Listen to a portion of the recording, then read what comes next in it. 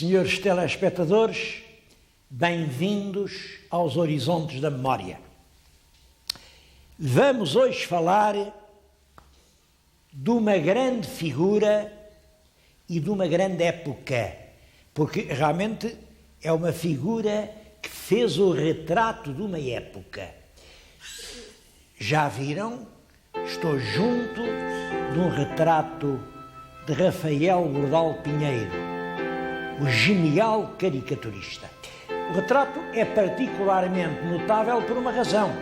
É pintado pelo irmão, o columbano. O columbano Bordalo Pinheiro, como toda a gente sabe, é, por muita gente, considerado o maior pintor português de qualquer época. Bem, se é o maior ou não, estas coisas são difíceis. Foi um extraordinário pintor, não há dúvida nenhuma. E era assim que ele via o irmão. Penso que é um retrato fiel. É uma expressão cheia de simpatia e de bondade. O Rafael Bordalo era um homem que encarava tudo, os seus semelhantes, numa ótica de realmente amistosa. Parece que todos lhe eram queridos, mas, por outro lado, um olhar vigilante.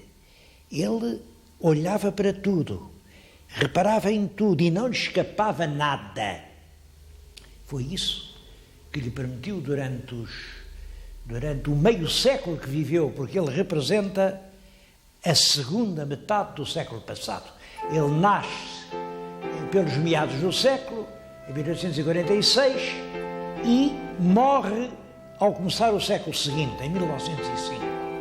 É esse Portugal, essa Lisboa da regeneração, do comboio, do Fontes, do rotativismo, dos últimos reinados que ele nos descreve. Vamos ver como.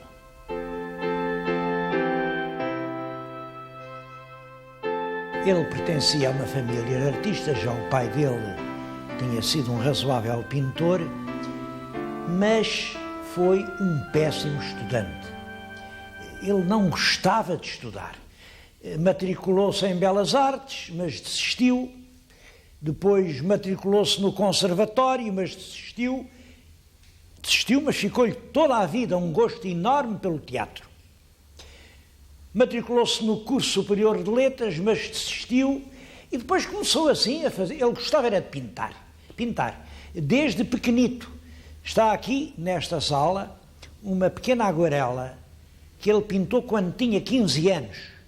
É realmente uma criança e a mãe com a roca de fiar. Aquilo era uma coisa que ele ainda via muito. As mães fiavam o tecido com que faziam lá as coisas de casa. Tudo aqui à nossa volta são quadros da primeira fase da vida.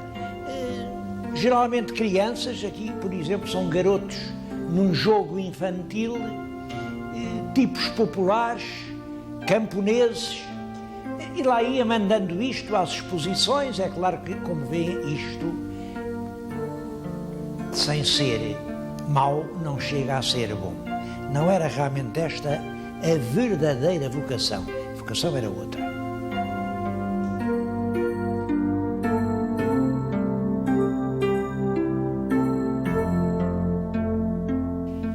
O gênio de Rafael Bordalo revela-se principalmente na caricatura política. A partir de 1875, ele foi editando revistas.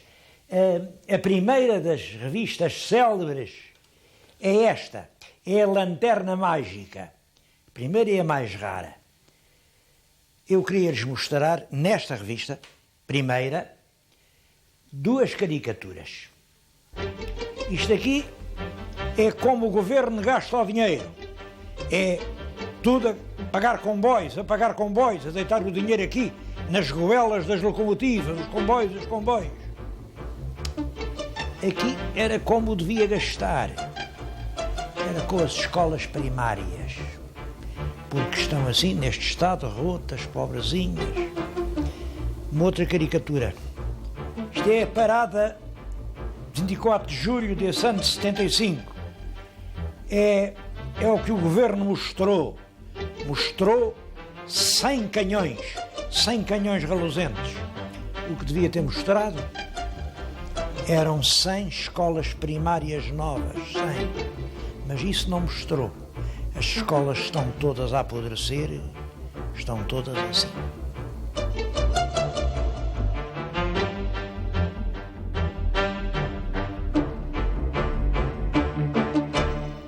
Bom, mas subitamente Rafael Bordalo resolve interromper tudo, deixa a família, mete-se no navio e vai para o Brasil.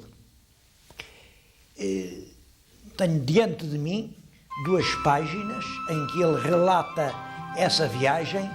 Está além no tombadilho do Potosí, que foi o navio onde ele viajou, conta os pavores noturnos, depois a alegria da chegada, os amigos que o levantam aos ombros, o espanto da sociedade brasileira que ele foi encontrar, civilizadíssima, os sonhos, talvez os primeiros terrores.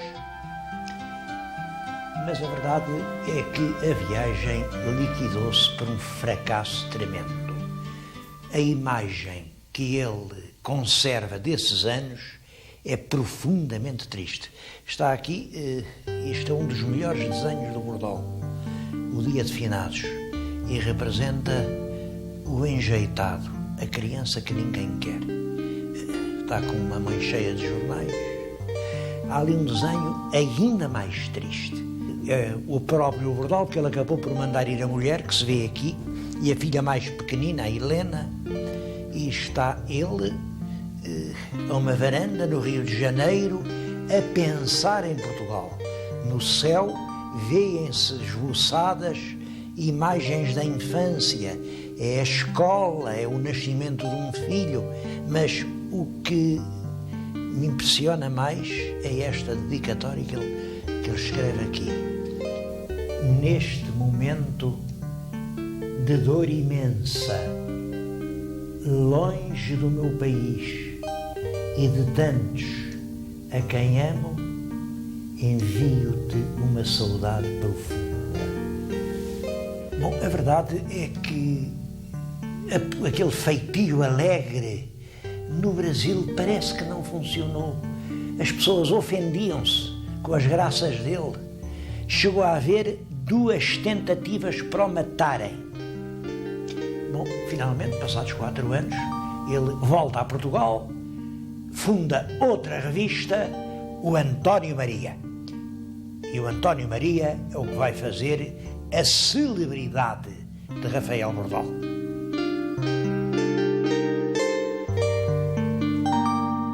Mas acham que António Maria é nome que se põe a uma revista? Porque não há de ser Manuel Francisco, ou Francisco António, ou Zé Maria. Ele lá sabia é que António Maria era o nome do mais ilustre político do seu tempo. Durante quase toda a vida do Bordalo, quem governou este país foi realmente um grande homem, chamado António Maria Fontes Pereira de Melo. E eu queria lhes falar exatamente nisso, no Fontes. O Fontes foi ou não foi um grande homem? Isso ainda hoje se discute, porque o Fontes, que em minha opinião foi realmente um grande homem, teve o azar de, ainda na vida dele, encontrar outro grande homem, que se chamava Oliveira Martins. E Oliveira Martins discordava completamente da política do Fontes, porque Oliveira Martins estava avançado em relação ao Fontes muito tempo, mais de uma geração. Oliveira Martins falava uma linguagem política e o Fontes falava outra, e, portanto, é muito fácil para quem vem depois dizer mal de quem esteve antes. E essa é a sorte de Oliveira Martins. Oliveira Martins criticou Fontes numa ótica muito mais moderna. Mesmo assim, quando Fontes morreu, o Oliveira Martins, na província, faz um retrato que é mais ou menos este. Bom, o senhor Fontes, como ele diz, o senhor Fontes sarjou, a sarja, eram muitos riscos, sarjou o país de caminhos de ferro, abriu-o de par em par ao capital estrangeiro. Nós entramos na Europa capitalista. Foi um bem? Foi um mal? Oliveira Martins era suficientemente inteligente para pôr essas perguntas. Mas a verdade é que foi realmente Fontes Pereira de Melo quem integrou Portugal na Europa. Antes de Fontes, como diz o historiador Joel Serrão, nós éramos um país atolado em rotinas ancestrais. Eu fixei esta frase porque acho-a exemplar. Um país atolado em rotinas ancestrais. Vem o Fontes era estadista, mas não era formado em Direito. Era um estadista engenheiro, um tecnólogo, um homem que acreditava no comboio, na estrada, na máquina, no progresso. Acreditava que são os grandes instrumentos que fazem andar o tempo para a frente. Não são os argumentos que toda a gente fala, mas que fazem parar o tempo e só nos fazem andar para trás. Fontes fez em Portugal uma revolução sem tiros. E talvez a maior revolução de todas. A revolução do comboio. Eu ia dizer que ele governou Portugal desde que foi eleito chefe do Partido Regenerador. Isso aconteceu em 1858. Até à morte, em 1887. Portanto, 30 anos. É claro, ia dizer, não digo, porque nessa altura usava-se o rotativismo. Os regeneradores estavam um número de anos no poder, depois o rei entendia que já estavam gastos, demitia-os, mandava fazer eleições. Claro, as eleições davam sempre a vitória ao novo governo, que o rei tinha escolhido no partido contrário, que eram os progressistas. E assim, progressistas, regeneradores, mas toda a gente sabia que mesmo quando estava na oposição, Fontes tinha um poder enorme. Aqui está uma caricatura de Bordal. O Fontes é este. Ele representa sempre o Fontes com a coroa. Quer dizer, o Fontes manda tanto como o rei. Lá está ele, a empurrar para a frente um outro presidente do Conselho, que aqui leva ao Ministério, a apresentar ao rei Dom Carlos. Lá está ele, coitado. Evidentemente, quem carrega ao Ministério, vejam-no, é o Zé Povinho, com uma grande albarda. Bom, aqui outra. Lá vai o Zé Povinho, com a sua albarda. Quem puxa a reata? Claro que é o Fontes. É o Fontes que leva o povo pela reata. Aqui estão a fingir que dão um bolo ao Zé Povinho. Quem é que faz o engano? Lá está ele. É o Fontes, com a sua coroa. O Fontes, lá está ele. Agora está a mandar dar uma carga de bordoada no Zé Povinho. O Fontes está presente em tudo. E à primeira vista, dir-se-ia que Rafael Bordalo era um inimigo de Fontes, que nunca lhe entendeu a grandeza.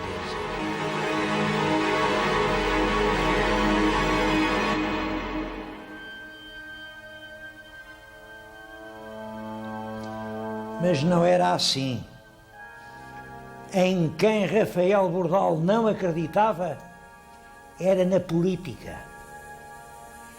era na finança, era na economia, era no Parlamento. Estão aqui algumas das caricaturas mais célebres. Elas estão numeradas de 1 a 4. Sigam a ordem. A política, a grande porca. E olhem os bacurinhos que ela tinha. Reparem. A finança, o grande cão. Um cão esquelético. A coleira tem o déficit. Anda aqui a farejar o lixo. Não consegue resolver o problema. A economia. A economia é uma galinha choca. Uma galinha choca. Está a chocar aqui uns ovos. Os ovos dizem amortizável, Banco de Portugal, dívida externa, dívida consolidada, dívida interna, dívida flutuante, dívida externa. Isto é o que dizem os ovos. Porque quem aqui canta de galo está ao fundo e chama-se empréstimo. Somos uma economia a viver de empréstimos. Finalmente, a retórica parlamentar é um papagaio. Saem muitas frases, está sempre a dizer a mesma coisa. Peça a palavra, peça a palavra, peça a palavra, peça a palavra, peça a palavra. Realmente, Bordalo não acreditava numa política assim. Eu queria aproveitar este ensejo para lhes falar num livro. Vim conhecê-lo aqui ao museu, não sabia que ele estava publicado. É um belíssimo livro, chama-se Fontes Pereira de Melo nas caricaturas de Bordalo Pinheiro. E tem centenas e centenas de caricaturas explicadas. É, portanto, a história de uma época, e queria dizer-lhes isto. A última caricatura é esta. Fontes morreu. Os pigmeus que lhe disputavam a sucessão acotovelam-se, mas nenhum deles consegue chegar sequer aos calcanhares do gigante. E na legenda que escreveu para a imagem que representa aqui o estadista no seu leito de morte, diz: é possível que alguns se surpreendam ou se escandalizem por eu fazer este elogio a um homem que toda a vida combati. A mim só me importa ficar de bem com a minha consciência. E ele tinha razão. Ele combateu Fontes porque estava na oposição, e estava na oposição porque era republicano, e Fontes era o primeiro-ministro de um governo da monarquia. Mas isso não o impedia de compreender toda a envergadura do homem a quem combatia.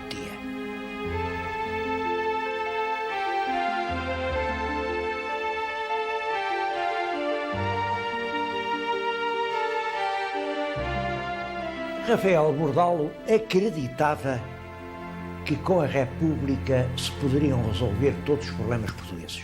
Bom, isto por várias razões. Primeiro, porque há sempre uma certa tendência para pensar que o culpado da situação a que se chegou é o passado. Peço-lhes que prestem atenção a esta caricatura. Cá está o pobre Zé Povinho, aqui a dormitar sobre a sua albarda. Isto é um desenho feito no Dia de Reis. E quem é que está a calcar aos pés o Zé Povinho? São todos os reis de Portugal. Isto começa aqui no Conde Dom Henrique, segue-se o Dom Afonso Henriques, o Dom Sancho I, vai por aqui fora, este é o Dom João I, isto é o Dom Manuel que vem no seu elefante, cá está o Cardeal Rei, os três Filipes, é toda a monarquia, toda aqui os reis constitucionais, O último já está a cair, já vai a rebolar e mal se segura, é Dom Carlos, segura ainda pela mão de Dom Luís.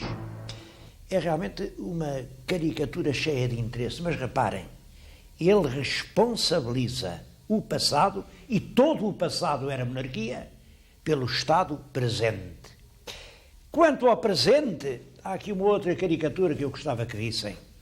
É certo que o povo anda de gatas, anda a quatro, com uma pesadíssima albarda, aqui, em frente do rei. Bom, mas anda porque quer. Isto é o povo como é.